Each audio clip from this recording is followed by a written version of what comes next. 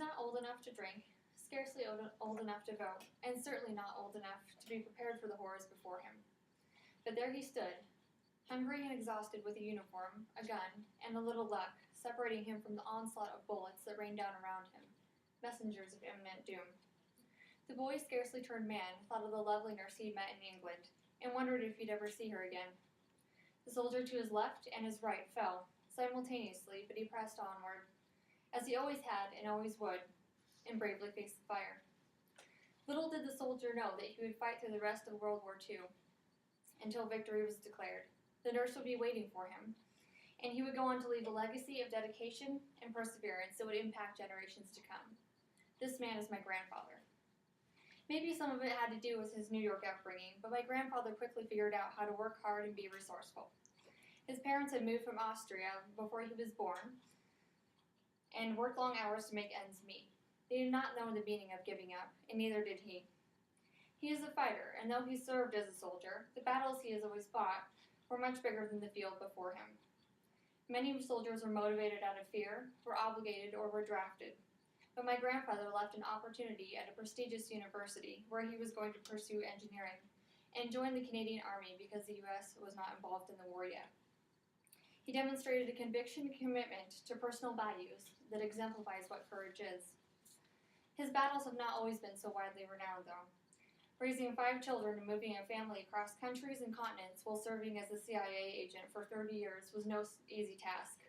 And of course, his children were rebellious and had adventures of their own, while their father was pursuing the interests of national security.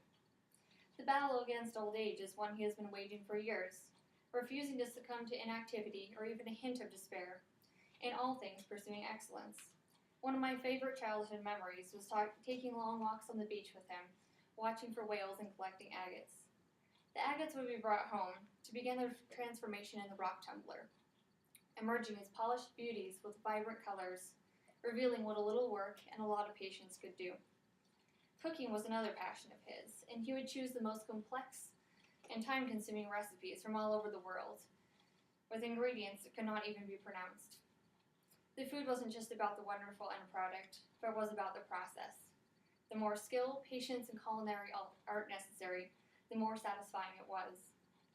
Now, the silver-haired Rhett Butler is the life of his retirement home. And if it weren't for his equally spirited 91-year-old sweetheart, he just may have to go back to eating in his room to avoid the swarm of women who wait for him in the dining hall. Just because he lives in a retirement community doesn't mean he's given up driving, though.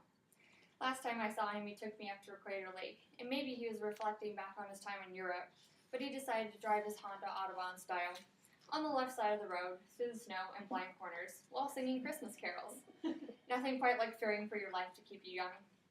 Though he decided to retire from volunteering at the soup kitchen, his 90th birthday present to himself, he is not concerned about death and how it is becoming more difficult to walk, but instead decides to do crossword puzzles fit for a cryptographer, and participates in 4-hour-long Scrabble tournaments that inevitably redefines his opponent of what proficiency of the English language really means.